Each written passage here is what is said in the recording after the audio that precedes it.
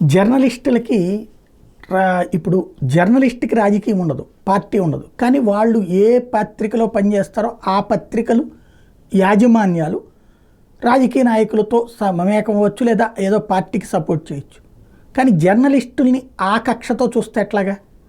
లేదా మనకి వ్యతిరేకంగా ఒక వార్త వస్తే జర్నలిస్టుల్ని వేధిస్తే ఎట్లాగా?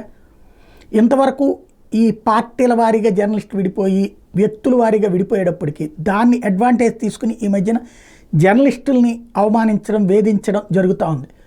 తిరువూరులో మొన్న జరిగినటువంటి ఉదంతంతో తిరువూరు జర్నలిస్టులు అందరూ కలిసి పార్టీలకు అతీతంగా, పత్రికలకు అతీతంగా అందరూ కలిసి ఒక్కటయ్యి చివరికి దాడులకు పాల్పడిన పార్టీ వాళ్ళకి సంబంధించి కంప్లైంట్ చేస్తే అటు చంద్రబాబు, ఇటు పవన్ కళ్యాణ్ ఇద్దరు కూడా జర్నలిస్టుకి భరోసా ఇచ్చారు.